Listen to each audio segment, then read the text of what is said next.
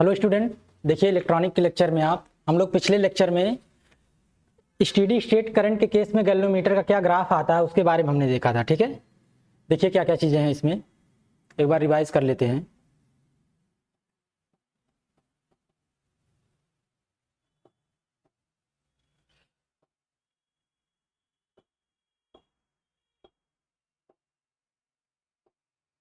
Response for steady state current, इसमें जो equation लिखी गई है, ये वाली इक्वेशन देखिए आपकी जो लिखी गई है, इसमें देखिए ये बेहद इंपॉर्टेंट है। इसमें एक चेंजिंग जो आई हुई है आपकी, पिछले ट्रांजिएंट करंट के केस में जो था ये टर्म नहीं था, INAB, ये जो टॉर्क का टर्म था, इलेक्ट्रिकल टॉर्क, ये टर्म नहीं आया था पिछले केस में, पर स्टेडी स्टेट करंट के केस में ये टर्म आ रहा है। ये टर्म क्यों आ रहा है? क्योंकि जो पिछले केस में एजम्पशन थी कि करंट को बहुत शॉर्ट ड्यूरेशन के लिए फ्लो आउट करा रहे हैं हम लोग, तो उसमें जो टॉर्क लग रहा था उसको हम लोग हटा दे रहे थे नेग्लिजिबल, यानी टाइम टी के लिए, मतलब अगर आप समझें कि लॉन्ग टाइम के लिए वो एक्ट नहीं कर रहा था, इसलिए उसमें हमने इसको इंक्लूड नहीं किया था। पर स्टेडी स्टेट करंट के केस में क्या हो रहा है, जो करंट फ्लो हो रही है वो लगातार ऑन है, यानी स्विच हमारी जो है सर्किट की जो स्विच है वो हम लोग ऑन किए हुए हैं। तो इस केस में जो करंट जो फ्लो हो रही है वो लगातार इतना बनी हुई है आई अमाउंट की, तो उसकी वजह से जो टॉर्क लग रहा है INAB वो यहाँ पे इंक्लूड हुआ। और ये डिफरेंशियल इक्वेशन सेकंड ऑर्डर की है और सेकंड ऑर्डर डिफरेंशियल इक्वेशन को सॉल्व करना है। सॉल्व करने के लिए हमने कुछ मॉडिफिकेशंस यहाँ पे की हुई है। देखो थोड़ा सा सिंपल फॉर्म में इसको कन्वर्ट किया हमने, फिर x को कंसीडर किया है इस फॉर्मेट में और इसको एकदम सिंपलेस्ट फॉर्म में लेके आए। इस तरह की डिफरेंशियल इक्वेशन आपने सॉल्व की हुई है और इसका सोल्यूशन जो आता है वो कुछ इस फॉर्मेट का आया हुआ है, जिसमें हमने इनिशियल कंडीशन लगा करके A1 और A2 की वैल्यू कैलकुलेट की और A1 और A2 की वैल्यू इसमें पुटअप करने के बाद हमें डिफ्लेक्शन जो रोटेशन थीटा है उसका इक्वेशन मिल गया और उस इक्वेशन को हमने चेंज आउट किया।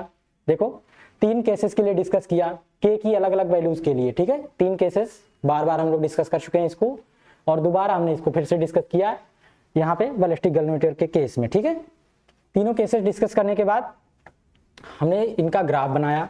देखो क्या आ रहा है, क्रिटिकली डैम्प गैल्वेनोमीटर जो है इसमें आपका डिफ्लेक्शन जो थीटा है वो कैसे, देखो टाइम के रिस्पेक्ट में बढ़ रहा है कुछ इस तरह से।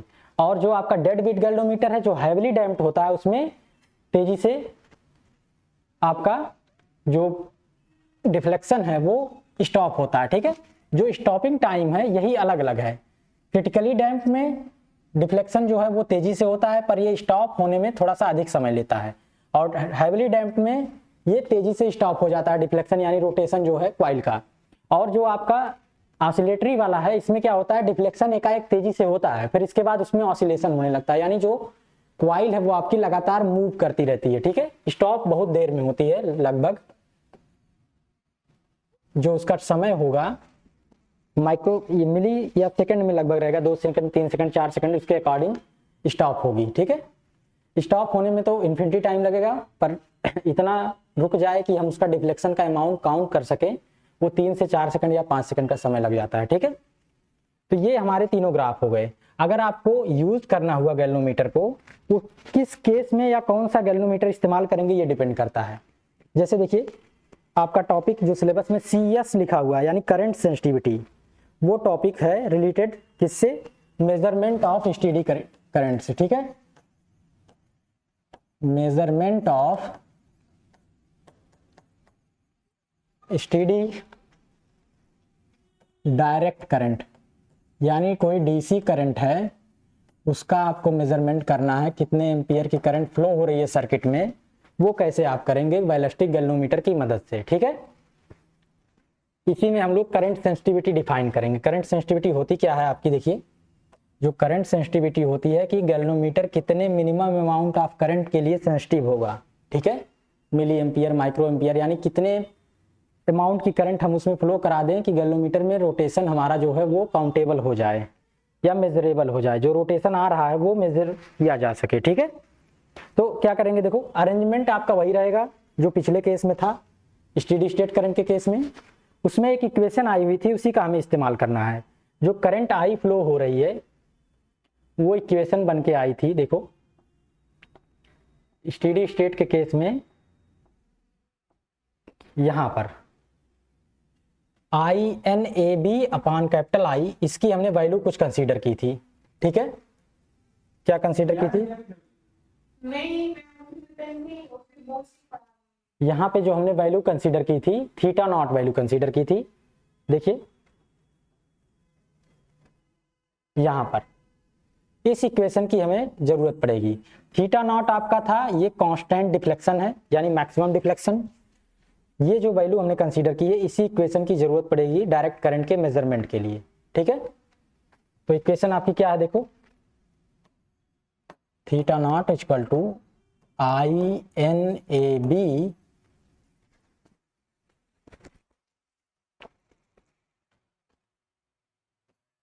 Upon omega square I omega square करके ये वैल्यू आपकी आई हुई है। देखो ओमेगा स्क्वायर जो शुरुआत में आप चले जाओगे तो उसको हमने क्या कंसीडर किया था,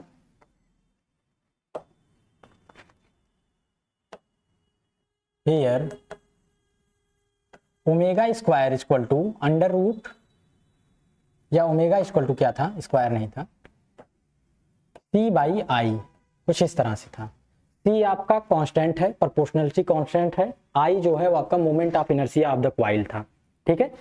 तो ओमेगा स्क्वायर क्या आएगा, C बाई आई, यहां से आप C कैलकुलेट कर लीजिए, क्या आएगा ओमेगा स्क्वायर इंटू आई। जो कांस्टेंट प्रोपोर्शनलिटी कांस्टेंट C है, जो टॉर्क हमारा लग रहा है किसी कॉइल पर, टॉर्क क्या कर रहा है, कॉइल को रोटेट कर रहा है, और कॉइल के साथ एक स्प्रिंग अटैच है। स्प्रिंग क्या कर रही है, रोटेशनल जो हो रहा है कॉइल में, उसके अपोजिट डायरेक्शन में एक फोर्स लगाने की कोशिश करेगी, या कहिए कि उस रोटेशन को स्टोर करके रखती है। जब फोर्स का अमाउंट हम रिमूव करते हैं तो क्या होता है, अपोजिट डायरेक्शन में वही फोर्स अप्लाई करती है, यानी रिस्टोरिंग फोर्स को वो कंज्यूम करती है अपने अंदर। तो वो कांस्टेंट किस प्रोपोर्शनल में कंज्यूम करेगी, वो C है हमारा, ठीक है। वो डिपेंड किस पे कर रहा है, मोमेंट ऑफ इनर्शिया और एंगुलर वेलोसिटी पर, ठीक है। ये वैल्यू हम यहां पे पुट कर देंगे, यहां पे लिखिएगा द मैक्सिमम और steady state deflection of the coil for direct current, for DC current will be, ये आएगा कुछ theta naught equal to INAB upon I omega square, ठीक है। आई यहाँ पे करंट है, capital N number of turns है, A है कॉइल का एरिया है, B है magnetic field, capital I moment of inertia, omega angular velocity है, ठीक है। ये सारी वैल्यूज आप जानते हैं कौन सी चीज क्या है, symbols have their usual meaning, ये लिख सकते हैं आप, पर पेपर में मत लिखिएगा, एग्जाम में आपको लिख करके बताना होगा कि कौन सी वैल्यू क्या रिप्रेजेंट कर रही है, ठीक है। अब देखो यहाँ पे पुट करो, ओमेगा स्क्वायर आई की जगह C हो जाएगा, तो थीटा नॉट क्या आएगा, INAB बाई C, ठीक है। ये आपका थीटा नॉट आ गया। यहां से अगर आपको करंट I की वैल्यू पूछी जाए तो here the value of current I will be, देखो इस इक्वेशन से I करंट की वैल्यू क्या आएगी वो निकाल लेते हैं हम लोग। देखो क्या आएगी, C theta naught by NAB, C theta naught by capital NAB, ठीक है। ये वैल्यू आ गई करंट की, ठीक है। अब देखो क्या करेंगे, here C be the restoring force, इसके बारे में लिख लो एक बार फिर से, ये है क्या यहां पर, क्योंकि इसकी हमें जरूरत पड़ेगी। Restoring torque per unit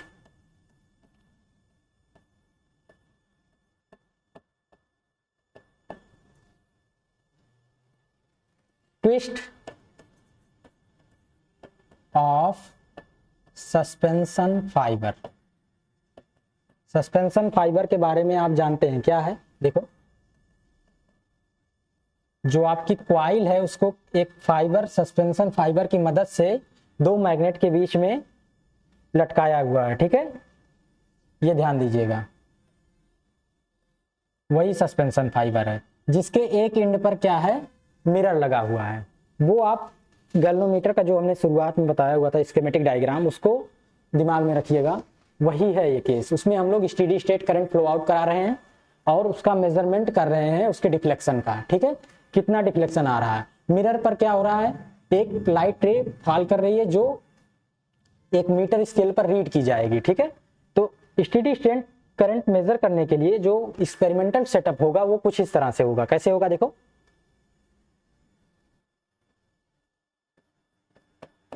experimental setup for measuring the steady state direct current will be, next page में हम लोग उसको बना रहे हैं, देखिए कैसे होगा। यहां पर जो आपका मिरर होगा वो सस्पेंशन फाइबर की मदद से कॉइल को हम लोग दो मैग्नेट के बीच में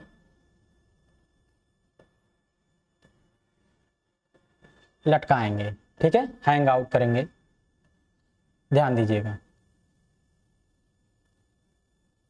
ये मिरर जो है यहां पे देखिए, ये नॉर्थ पोल होगा, ये साउथ पोल होगा, और ये आपकी कॉइल है जिस पर हमने कॉपर, एल्यूमिनियम या किसी भी कंडक्टिंग मटेरियल का वायर लैमिनेट किया हुआ है। ठीक है, नंबर ऑफ टर्न उसके n है, उसका एरिया कैपिटल A है, और इस मैग्नेट के बीच का जो मैग्नेटिक फील्ड है वो B है। ये सारी वैल्यूज जो यहाँ पे इस्तेमाल हुई है। ठीक है, इस कॉइल को हम लोग स्प्रिंग की मदद से कनेक्ट कर देंगे। ठीक है, किसमें कनेक्ट कर देंगे, गैल्वेनोमीटर के फ्रेम के साथ। जब इस कॉइल में करंट फ्लो होगी तो ये कॉइल क्या होगी, रोटेट होगी, और रोटेट होने की वजह से इसमें ट्विस्ट आएगा। वो ट्विस्ट क्या होगा, रिस्टोरिंग टॉर्क जनरेट करेगा जो स्प्रिंग के अंदर स्टोर हो जाएगा। जब करंट का अमाउंट हटाया जाएगा तो क्या होगा, वही अब इस पर वर्क करेगा और इसको अपोजिट डायरेक्शन में रोटेट कराएगा, और अपोजिट डायरेक्शन में रोटेट करा के ओरिजिनल पोजीशन पर लेके आएगा, जिस पोजीशन पर ये थी जब इसमें करंट नहीं फ्लो हो रही थी, जिस पोजीशन पर ये रही होगी उस पर लेके आएगा। ये मिरर जो लगा हुआ है ये रोटेशन या डिफ्लेक्शन को मेजरमेंट करने के लिए लगा हुआ है। ठीक है, ये जो मिरर है आपका और ये सस्पेंशन फाइबर है,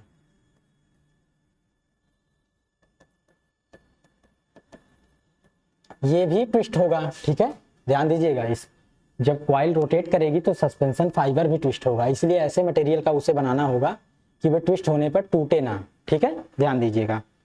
उसके साथ ऊपर कुछ अरेंजमेंट लगे होंगे जिसकी वजह से वो आसानी से रोटेट हो जाए।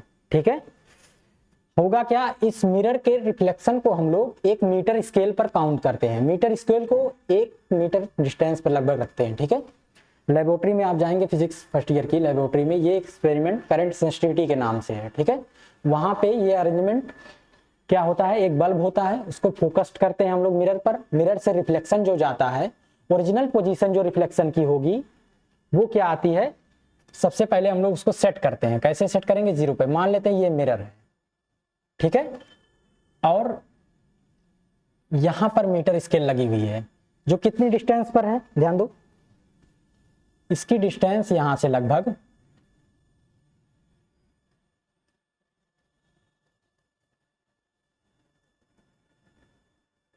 कितनी है,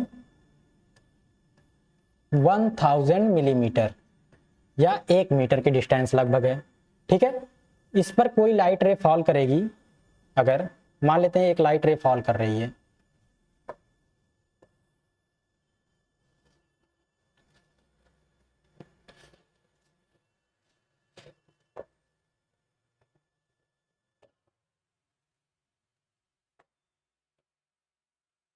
एक लाइट रे अगर इस पर फॉल कर रही है कुछ इस तरह से, तो ये क्या होगी, जितने एंगल पर फॉल की है, रिफ्लेक्शन का नियम क्या है देखो, जितने एंगल पर नॉर्मल से ये फॉल करेगी उतने ही एंगल पर रिफ्लेक्ट होगी, ठीक है, यही रूल होता है। तो क्या होगा, ये लाइट रे रिफ्लेक्ट होगी उतने एंगल पर। तो मान लेते हैं इस पर नॉर्मल जो है कुछ इस तरह से है, तो एंगल इसका अल्फा है फॉल आउट होने का, और रिफ्लेक्टेड रे का एंगल जो होगा वो भी अल्फा होगा, ठीक है। ये आपकी रिफ्लेक्टेड रे है, ठीक है, ध्यान दीजिएगा, इसको हम ठीक से बना दे रहे हैं ताकि अच्छे से समझ में आए।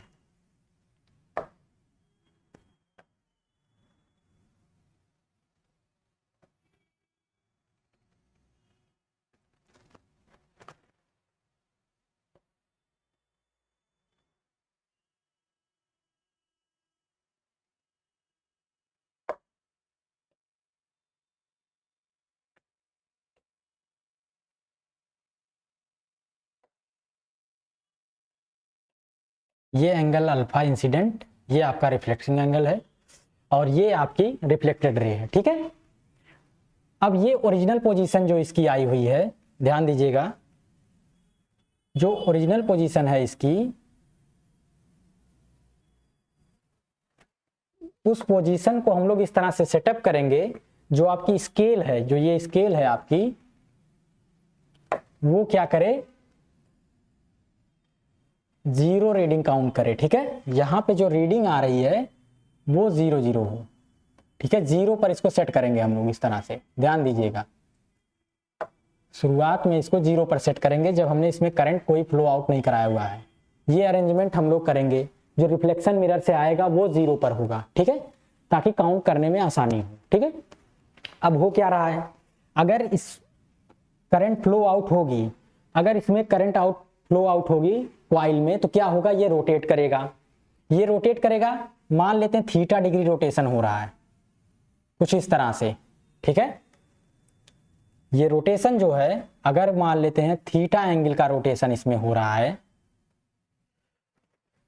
तो जो रिफ्लेक्टेड रे होगी वो कितना होगी, ठीक है। रिफ्लेक्टेड रे जो आपकी होगी वो ओरिजिनल पोजीशन से कितने अमाउंट रोटेट होगी, ये देखने वाली बात है, ठीक है।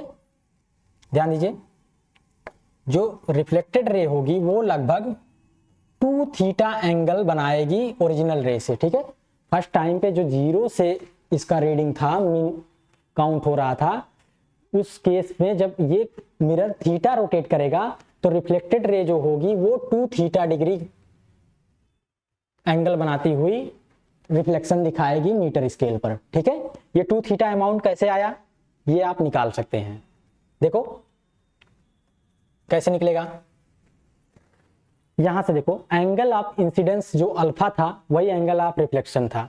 जब ये मिरर थीटा डिग्री रोटेट कर गया तो एंगल ऑफ इंसिडेंस नॉर्मल से मेजर करते हैं, तो नॉर्मल जो इसका रहा होगा वो भी थीटा डिग्री रोटेट कर गया, तो एंगल ऑफ इंसिडेंट इसका कितना हो जाएगा, अल्फा प्लस थीटा, ठीक है। और एंगल ऑफ रिफ्लेक्शन क्या होगा, वो भी अल्फा प्लस थीटा हो जाएगा, ठीक है। तो ध्यान दो, तो इंसिडेंट रे और रिफ्लेक्टेड रे के बीच में कितना एंगल टोटल बन जाएगा, 2 अल्फा प्लस थीटा, ठीक है। ये जो टोटल एंगल बनेगा वो कितना बनेगा, देखो 2 अल्फा प्लस थीटा बन जाएगा, यही तो होगा। नॉर्मल से ही तो एंगल मेजरमेंट करेंगे, नॉर्मल से उस तरफ वाला रिफ्लेक्टिंग एंगल और इस तरफ वाला इंसिडेंट एंगल, अगर दोनों अमाउंट अल्फा प्लस थीटा से चेंज हो जाएगा तो total angle 2 alpha plus theta हो जाएगा। और ओरिजिनल पोजीशन में जब था, शुरुआत में जब करंट फ्लो आउट नहीं हो रही थी, तो एंगल इनके बीच का 2 अल्फा था, तो इस दोनों रे के बीच में, जो रिफ्लेक्टेड रे के बीच में एंगल कितने का डिफरेंस आएगा, 2 थीटा का। इसका मतलब क्या हुआ, कॉइल अगर थीटा डिग्री से रोटेट हो रही है या मिरर थीटा डिग्री से रोटेट हो रहा है, तो ओरिजिनल रे जो रिफ्लेक्ट होके आ रही थी, 0 पर जा रही थी, वहां से और रोटेशन के बाद जो रिफ्लेक्शन आएगा उसमें जो एंगल आएगा वो 2 थीटा का आएगा। यही समझने वाली बात होती है यहाँ पे, ठीक है। और इसको ऑप्टिक्स की मदद से हम लोग समझ सकते हैं, ऑप्टिक्स की मदद से। ऑप्टिक्स इंटरमीडिएट में आपने पढ़ा होगा, एंगल ऑफ इंसिडेंस और एंगल ऑफ रिफ्लेक्शन बराबर होता है। किसी भी सरफेस से अगर कोई लाइट रे रिफ्लेक्ट होती है तो उसमें एंगल ऑफ इंसिडेंस और एंगल ऑफ रिफ्लेक्शन बराबर होता है। उसको यहाँ पे भी समझ सकते हैं, देखो एक बार और बता दे रहा हूँ कैसे। अगर ये नॉर्मल है, ठीक है, कोई रे यहाँ पे आई, जितने एंगल अल्फा से आई थी उसी एंगल अल्फा से चली गई, ठीक है। अब अगर हम क्या करें, इसको थोड़ा सा रोटेट कर दें, टिल्ट आउट कर दें, चलो इस डायरेक्शन में टिल्ट आउट कर रहे हैं सरफेस को, तो क्या होगा, इस पर नॉर्मल जो होगा कुछ इस तरह का होगा, ठीक है। अब देखो क्या होगा, अगर ये थीटा एंगल से इसको हमने टिल्ट आउट किया, ध्यान दो, तो यहां पर जो ओरिजिनल नॉर्मल पहले था शुरुआत में, वो बाद में कितने एंगल डिफ्लेक्ट हो गया, थीटा डिग्री का, ठीक है लगभग।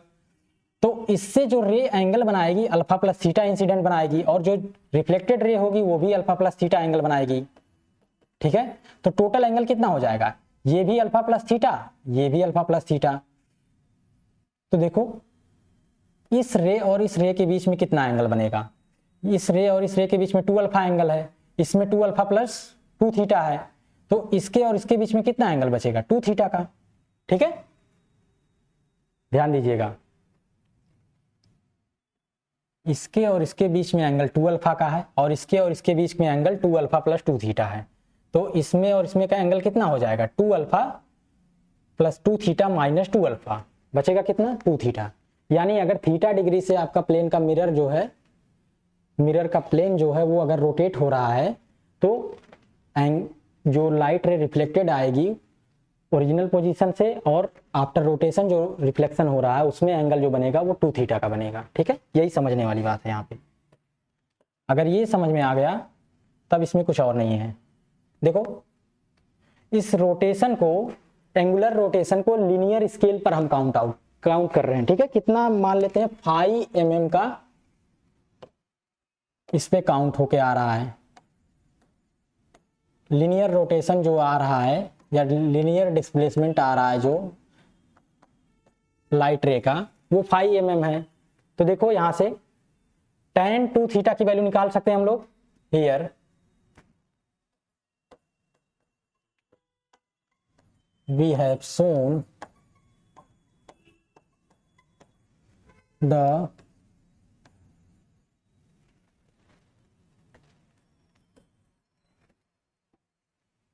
schematic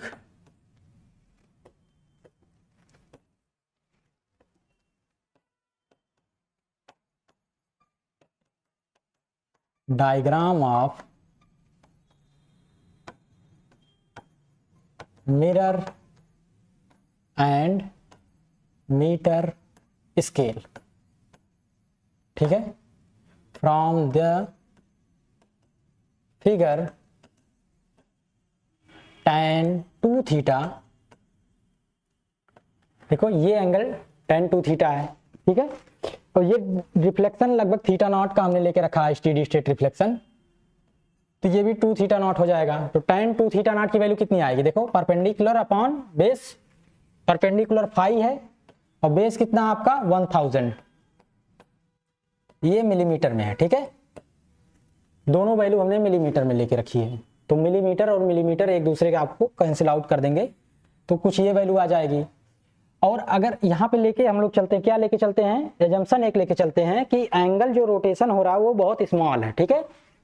if rotation angle is very small, अगर एंगल ऑफ रोटेशन जो है, रोटेशनल एंगल बहुत स्मॉल है, तो tan 2 थीटा नॉट क्या होगा, ये आपका nearly equal to 2 theta naught हो जाएगा, ठीक है। यानी कि tan की वैल्यू हटाने पर जो वैल्यू आएगी 2 थीटा नॉट की, वही value exact tan 2 theta naught की भी आएगी।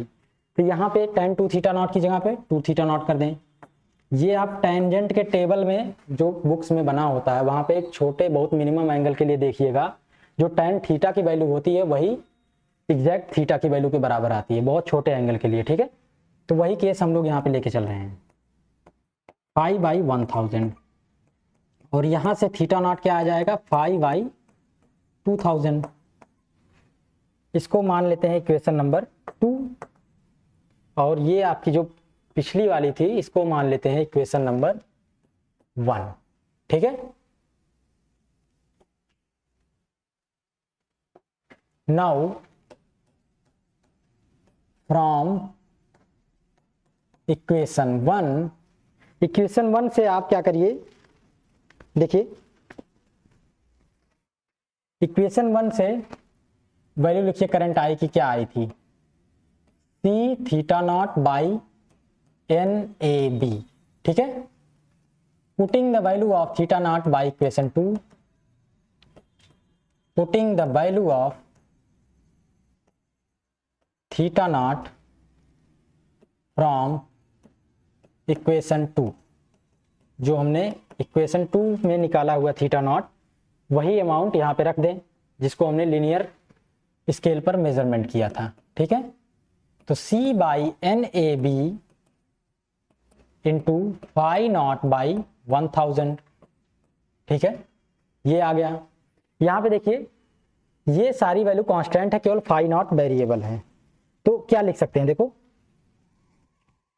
I इक्वल टू, इसको ले लेते हैं CS, ये total value phi naught, here CS equal to क्या है, C by N A B 2000 है, यहाँ पे देखिए एन ए बी इंटू 2000, ठीक है, ये वैल्यू हमने कंसीडर की हुई है। तो CS को अगर हम डिफाइन करें, देखो कैसे होगा, CS equal to I by phi naught, here CS is constant for a galvanometer, किसी भी गैल्वेनोमीटर के लिए CS की वैल्यू कांस्टेंट होती है। It is called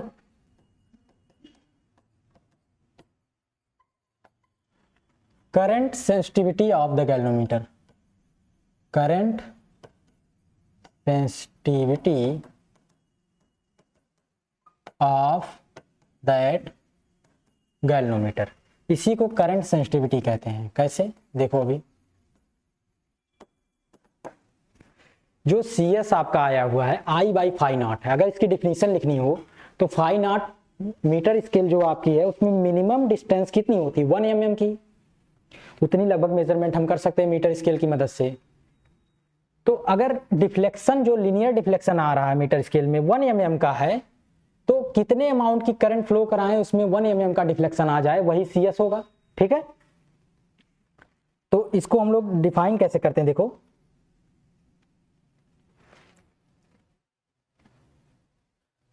CS is the current required to produce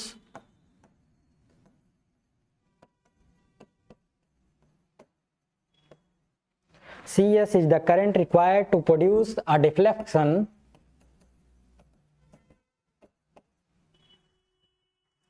of 1 mm on the metre scale. ये आपकी definition हो गई इस फार्मूले से, ठीक है, मैथमेटिकल डिफिनीशन है ये। या फिजिकल डिफिनीशन क्या होगी, फिजिकली अगर समझना हुआ, यानी कि कितने मिनिमम अमाउंट का करंट हम फ्लो आउट करा लें कि उसमें जो रोटेशन हो रहा है कॉइल में वो मेजरेबल हो, ठीक है, उसको मेजर कर सकें। तो minimum measurable quantity phi naught जो मेजर हो रही है यहाँ पर मीटर स्केल पर, वो कितनी हो सकती है, 1 mm की। तो इसकी डिफिनीशन कैसे दी गई, CS इज द करंट, अगर फाई नॉट की वैल्यू 1 mm हो जाए तो CS I के बराबर हो जाएगा। तो CS is the current required to produce a deflection of 1 mm on the metre scale, ठीक है। मीटर स्केल पर 1 mm का डिफ्लेक्शन करने के लिए हमें 1 mm का डिफ्लेक्शन देखने के लिए हमें कितने अमाउंट की करंट की जरूरत पड़ेगी, वही आपकी करंट सेंसिटिविटी होती है उस गैल्वेनोमीटर की। इस गैल्वेनोमीटर को आप अलग अलग तरीके से इस्तेमाल कर सकते हैं, ठीक है। अलग अलग तरीके का मतलब ये हुआ कि गैल्वेनोमीटर के जो तीनों केसेस हमने डिस्कस किए थे, पहला case heavily damped steady state current को मेजर करने के लिए, देखो अगर आप आसानी से क्या करेंगे, उसमें करंट फ्लो आउट कराएंगे और फाई नॉट ये डिफ्लेक्शन देखेंगे। अगर उसका आपको करंट सेंसिटिविटी मेजर करना है, कितने अमाउंट की करंट फ्लो आउट कराई हुई है और कितना उसमें डिफ्लेक्शन आया है, वहां से उस इंस्ट्रूमेंट की करंट सेंसिटिविटी आपको पता चल जाएगी। CS का अमाउंट जब पता चल गया तो ये अमाउंट जो होता है वो कांस्टेंट होता है, ठीक है। करंट सेंसिटिविटी का जो अमाउंट आया हुआ है वो कांस्टेंट होगा। अगली बार जब करंट हम फ्लो आउट कराएंगे अधिक, तो यहाँ पे क्या करेंगे, इसी इक्वेशन से I equal to CS into phi naught, इस वाली ऊपर वाली इक्वेशन को यूज कर लेंगे। यहां से हमें करंट का अमाउंट पता चल जाएगा कि कितने अमाउंट की करंट फ्लो आउट हुई थी, तो ये स्टेडी स्टेट कंडीशन में पता चलेगा, ठीक है। जो करंट का अमाउंट जो निकल के आया है ये आपका स्टेडी स्टेट कंडीशन में निकल के आएगा। तो होगा क्या, देखो ये जो आपका गैल्वेनोमीटर है वो 3 तरह से इस्तेमाल हो रहा था। एक आपका critically damped galvanometer, dead beat और ऑसिलेटरी। अगर हम लोग क्रिटिकली डैम्प्ड का इस्तेमाल करते हैं तो इसमें डिफ्लेक्शन तेजी से दिखता है, ठीक है। थीटा नॉट की वैल्यू जो आई है बहुत कम समय में हमें मैक्सिमम दिख जाती है और फिर स्टेडी स्टेट में पहुंच जाती है, यानी फिक्स हो जाती है, रुक जाती है। और थर्ड वाला केस जो आपका था ऑसिलेटरी केस, इसमें क्या होगा, थीटा नॉट लगातार ऑसिलेट करता रहेगा तो फिक्स अमाउंट देखना बड़ा मुश्किल हो जाएगा। जो इस अरेंजमेंट में हम लोग देख रहे हैं, देखो इस रिफ्लेक्शन को जो देख रहे हैं वो लगातार बदलता रहेगा, तो वो हम मेजर नहीं कर सकते। तो जनरली इसको किन केस में इस्तेमाल करते हैं, स्टेडी स्टेट करंट को मेजर करने के लिए हम लोग या तो डेड बीट गैल्वेनोमीटर या क्रिटिकली डैम्प्ड गैल्वेनोमीटर का इस्तेमाल करते हैं, ठीक है, ध्यान दीजिएगा। दूसरा जो है आपका वो है measurement of charge. Measurement of charge में क्या होगा, अरेंजमेंट तो इसी तरह का रहेगा जैसा है, ठीक है, अरेंजमेंट ऐसा ही रहेगा, बस बदलेगा क्या, देखो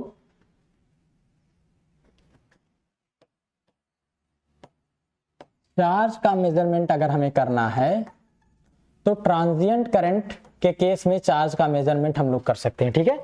measurement of charge in transient current, क्योंकि स्टेडी स्टेट करंट में के केस में चार्ज का मेजरमेंट बहुत आसान है। करंट का मेजरमेंट अगर हो गया तो कितने अमाउंट तक वो करंट फ्लो हुई थी उसके अकॉर्डिंग हम लोग निकाल सकते हैं कितना चार्ज लगभग फ्लो हुआ होगा, ठीक है। करंट को डिफाइन कैसे करते हैं, चार्ज फ्लोइंग पर सेकेंड। तो यहाँ से I का अमाउंट फिक्स होता है, इसलिए अगर करंट पता चल गई तो चार्ज का अमाउंट निकल जाएगा आसानी से, उसमें दिक्कत नहीं है। पर ट्रांजिएंट के केस में जिसमें क्या होता है, ट्रांजिएंट करंट क्या होती है, वो लगातार बदलती रहती है, तो इसका अमाउंट फिक्स नहीं रहेगा, तो हमें पता नहीं चलेगा कितना चार्ज फ्लो आउट होगा, ठीक है। तो इस केस में हमें कैसे निकालेंगे, ठीक है।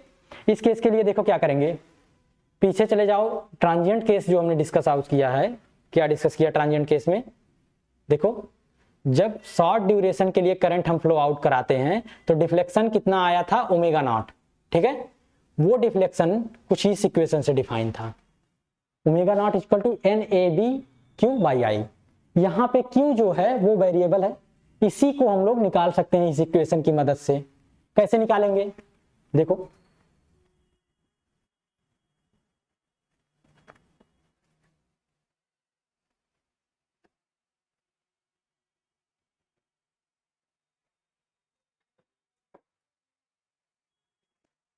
इफ ट्रांजिएंट करंट, अरेंजमेंट जो आपका है एक्सपेरिमेंटल अरेंजमेंट जो है वो उसी तरह का रहेगा, पर केस अलग होगा। इसमें जो हम लोग इस्तेमाल करेंगे वो डेड बीट या बैलिस्टिक गैल्वेनोमीटर का इस्तेमाल करेंगे, ठीक है, डेड बीट का नहीं करेंगे। If transient current is passed through moving coil galvanometer, moving coil galvanometer,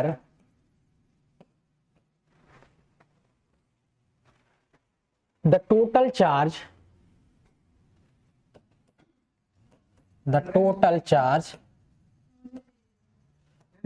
passed through the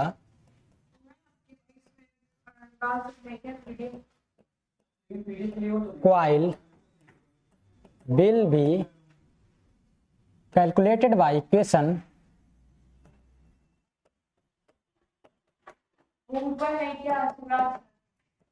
देखो किस इक्वेशन से हम कैलकुलेट करेंगे, Q इक्वल टू वही इक्वेशन जो हमने आपको दिखाई हुई थी, वही इक्वेशन इस्तेमाल करेंगे, I/NAB ओमेगा नॉट, ठीक है। इस इक्वेशन से हम लोग निकालेंगे चार्ज का अमाउंट, कितने चार्ज का अमाउंट इसमें फ्लो आउट हुआ था, ठीक है। ओमेगा नॉट की वैल्यू क्या होगी, देखो हियर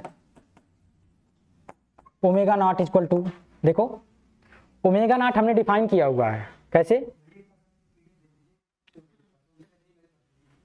देखो ओमेगा नॉट भी उसी केस में हमने डिफाइन किया था, कितना आया था ओमेगा नॉट जो आपका था, देखो उसकी वैल्यू कितनी आई थी, यहां पे देखो theta naught equal to omega naught by omega, यानी जो मैक्सिमम डिफ्लेक्शन थीटा नॉट है या constant deflection steady state deflection, उसके टर्म में ओमेगा नॉट बाई ओमेगा की वैल्यू डिफाइन है, यहां से हम लोग वो वैल्यू ले लेंगे, ठीक है। और ओमेगा की वैल्यू भी हम जानते हैं, ओमेगा कैसे डिफाइन होगा 2 पाई बाई टी, ठीक है। Omega naught by omega equal to theta naught, तो ओमेगा नॉट इक्वल टू क्या होगा थीटा नॉट इंटू ओमेगा, ये वैल्यू अगर हम लोग पुट आउट कर लें यहां पे, now charge Q equal to जो ये आएगा कितना आएगा, देखो I by N A B omega into theta naught, ठीक है, ओमेगा इंटू थीटा नॉट आ जाएगा। और ओमेगा की वैल्यू क्या होती है C बाई आई, आपने देखा हुआ है अभी भी, under root C by I, ये वैल्यू आई हुई है ओमेगा की, ये वैल्यू पुट आउट कर लीजिए। देखिए यहां पे थोड़ा सा और इसको अरेंज कर लें तो Q इक्वल टू क्या कर सकते हैं, देखो ये हो जाएगा रूट आई, यहां पे C से मल्टीप्लाई कर दें दोनों तरफ ऊपर नीचे, ठीक है, ये C स्क्वायर हो जाएगा और I से रूट आई कट जाएगा तो बचेगा रूट आई, ठीक है। तो इसको लिख सकते हैं C by N A b upon root i by c, ऐसे लिख सकते हैं, ठीक है।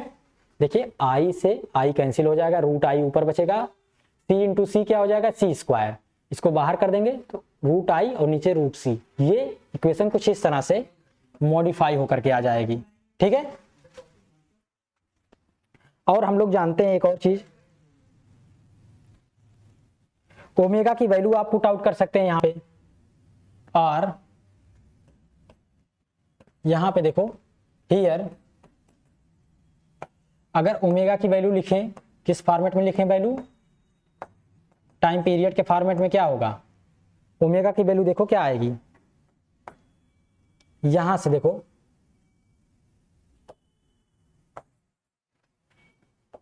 ये C, इसको लिख सकते हैं 1 by omega theta not, I by C को 1 बाई ओमेगा लिखेंगे क्योंकि ओमेगा को C by I, root C by I हमने लिखा था, तो यहां पे ऐसे कन्वर्ट कर लिया।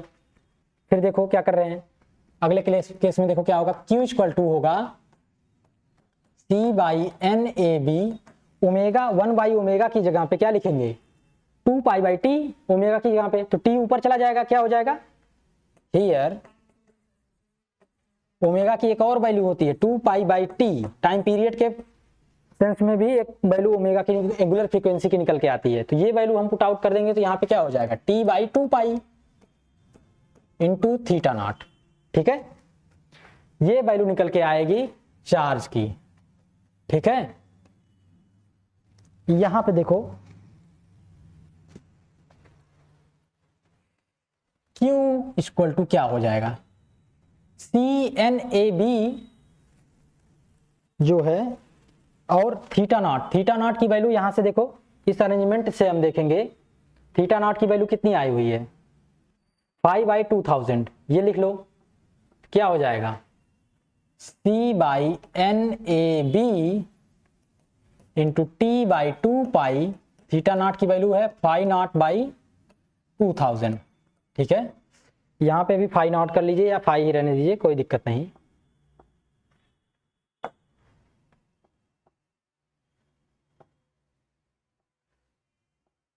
ठीक है, फिर Q इक्वल टू क्या हो जाएगा C by N A B into 2000 into T by 2 pi 5 naught. Q equal to क्या लिख सकते हैं, इसको हमने CS डिफाइन किया था into T by 2 pi 5 not.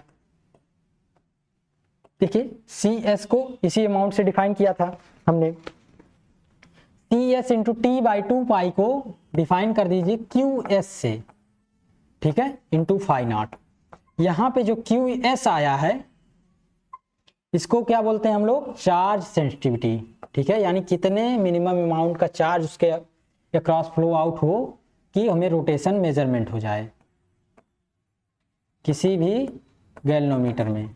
ठीक है, इसको बोलते हैं charge sensitivity of the galvanometer, Q S को। और इसकी डिफिनीशन क्या होती है, देखो here Q S is called charge sensitivity of the galvanometer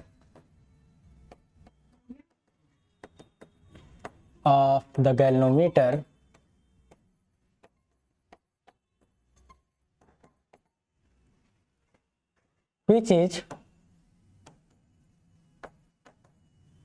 equal to charge required to produce a deflection of 1 mm on the metre scale. ठीक है, देखो अगर फाई नॉट की वैल्यू 1 mm हो जाए तो कितना अमाउंट का चार्ज चाहिए, यहां पर वही क्यू एस हो जाएगा। ठीक है, Q S equal to Q by phi naught. इस इक्वेशन की मदद से आप लिख सकते हैं इसकी डिफिनीशन। ठीक है, तो चार्ज सेंसिटिविटी और करंट सेंसिटिविटी ये दोनों आपके टॉपिक खत्म होते हैं। इसके बाद हम लोग गैल्वेनोमीटर को यूज करके कैपेसिटिव और हाई रेजिस्टेंस की वैल्यू फाइंड आउट करेंगे। ठीक है, कैपेसिटेंस और हाई रेजिस्टेंस की वैल्यू फाइंड आउट करेंगे। ठीक है, ये हम लोग नेक्स्ट लेक्चर में पढ़ेंगे। ठीक है, थैंक यू।